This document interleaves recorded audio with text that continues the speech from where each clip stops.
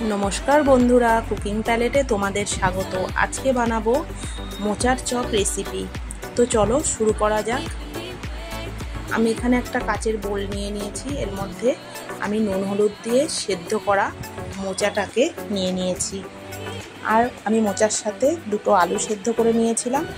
एकटु नुन दिये आलुर साथे मोचाटाके भालो करे मेखे नेब। तो मोचाटा एदिके मेखे रेखे देबो। और ओदिके आमी दुटो पेঁয়াজ कुचि करे नियेछि आदा रसुन থেতো करे और एक चामच लंका बाटा। आमी कड़ाइয়ের मध्य जिरे और शुकनो लंका फोड़न दिए दिलाम तेले। तारपर कुचनो पेঁয়াজগুলো दिए एकटू भाजा भाजा करे निये दिए देब आदा और रसुन থেতো कराटा। तारपर आमी लंका बाटाटा दिए देब।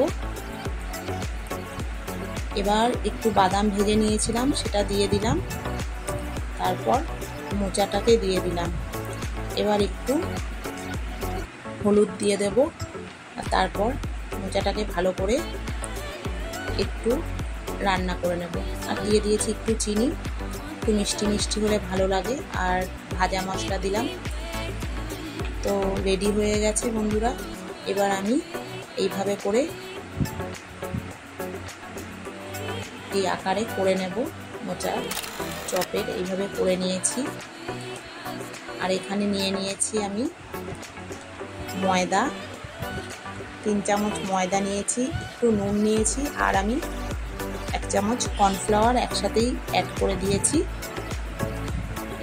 তো এইভাবে আমি সব রেডি করে নিয়েছি। আর ওখানে আমি নিয়ে নিয়েছি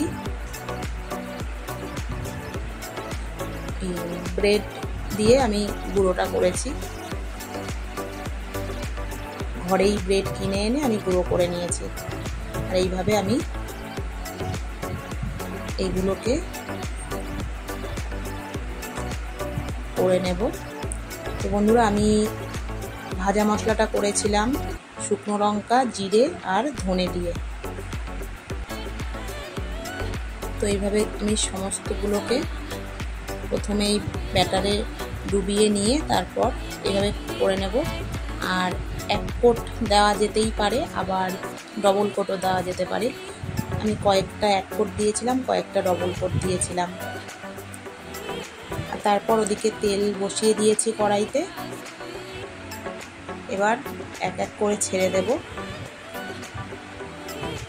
আর তারপর ভালো করে ডিপ ফ্রাই করে নেব।